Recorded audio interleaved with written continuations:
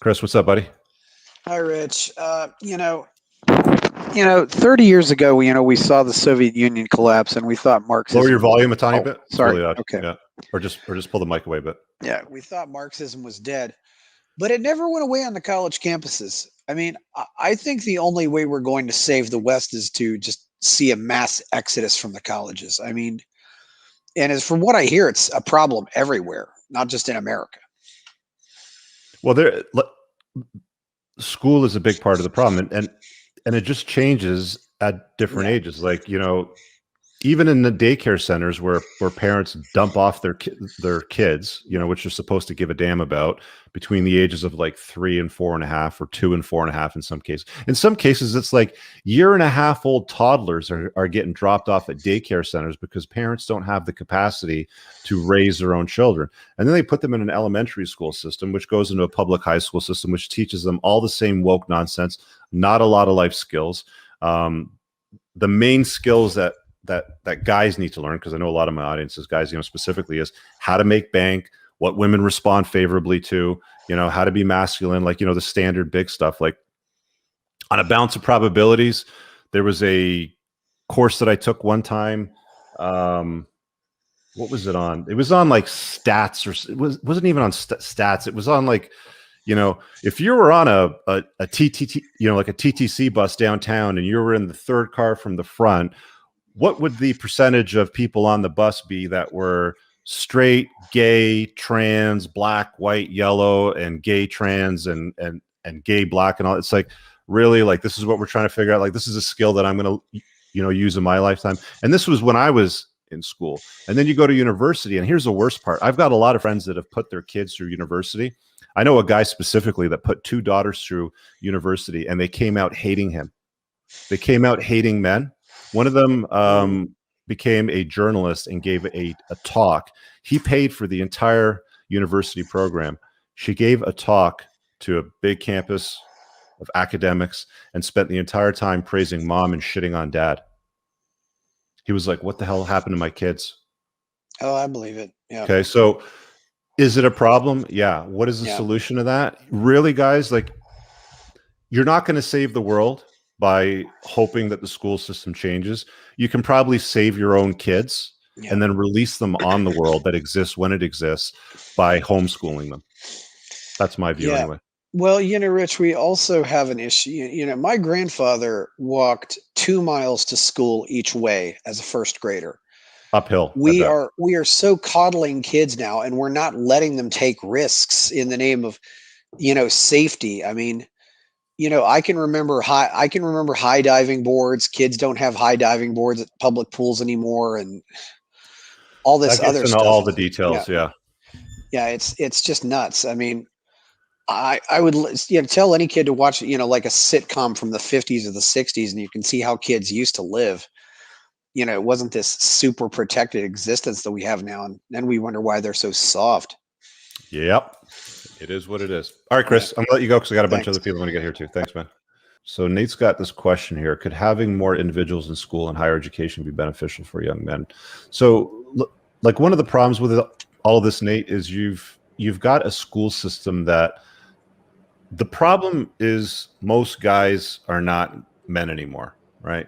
Mm-hmm. Rollo says that they're treated in the school system like defective girls. Even when I was in the school system, I can pretty much agree that I was schooled like a defective girl, right? If you can't sit still, there's something wrong with you, right? If you don't color within the lines, there's something wrong with you. If you don't get straight A's like all the girls, there's something wrong with you, right? It can't possibly be the way the system's structured, the way that it teaches, kids, right? They shove them in these little boxes in classrooms all day with fake lighting and expect them to do well. So what do you think about a solution to all that? Do you have something? I know generally, you can hear me, right?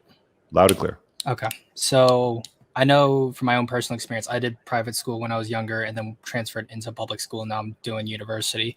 So I know from my own experience, I had a lot more of a connection with my male professors, and just the environment they gave off and sort of how they were teaching things was more conducive to and how I could excel in terms of my education. So I know not a lot of men go into education. They don't see a lot of money in it generally. So I'm not sure if that is something that could be possible.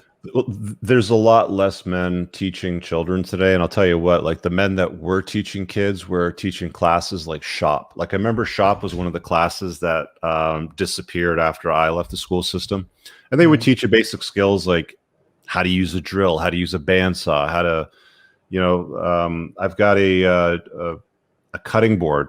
I don't have it anymore. I gave it to my parents when I was a kid, but they still have the cutting board that I made for them, where I basically put together these different pieces of wood in different colors and from different sources. And it's still together to this day because that's what craftsmanship was. Like they taught you craftsmanship.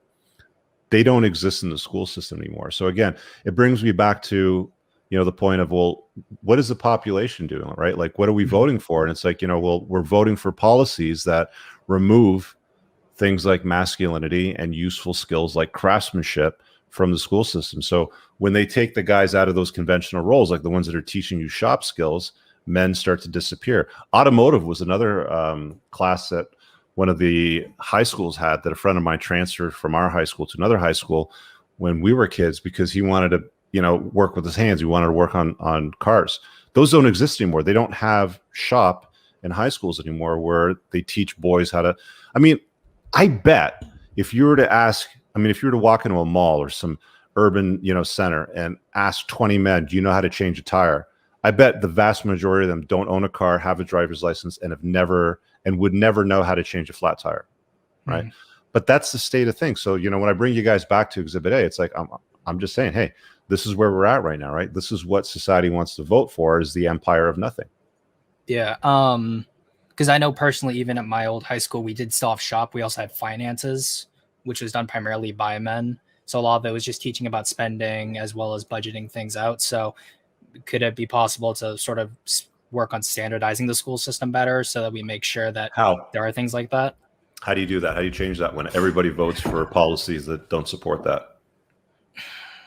Is it possible to sort of like maybe do individual studies to see if it's like how viable it is for like students in terms of their success out of high school or even vocational schools, for example? Because I know that close to me, there's a vocational school which teaches mostly like practical skills like electrician, plumbing, automotive, and all that stuff.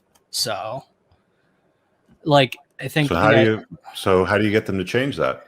Nobody seems to want to change that. I mean, like, it's getting so bad in the school system now that schools are now firing teachers only when they get caught for trying to indoctrinate children with things like Antifa and like radicalist, you know, sort of ideas, right? Like there was a teacher, I think it was in California, was it?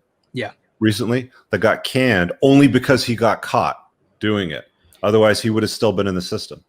There was, right? I know there was one in California. I think the other one was also in California. It was something else. They go and, you know, they go and protect that ideology. It's like, you know, they'll just look, oh, fine. Okay. You know, we'll just look the other way until a parent says something. Right.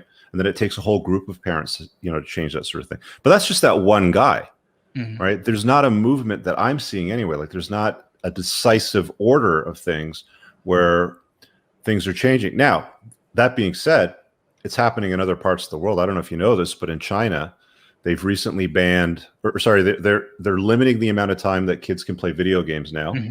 They've banned anything on TV that's like classified, you know, essentially as like effeminate male sort of broadcasting, like sissy boys, like K-pop and stuff like that. And I believe I saw something a few months ago as well that mandated boys to basically have masculinity training, like, you know, to learn how to develop a strong masculine physique and, you know, competency skills and stuff like that. So China's already won. Except that last part about China has already won, right? Like we are allowing society to, you know, spiral into this position. And I don't think personally that it's a good use of time to fight it, because nobody seems to want to fight it. It's a better use of time to manage yourself, the people around you, and control those things.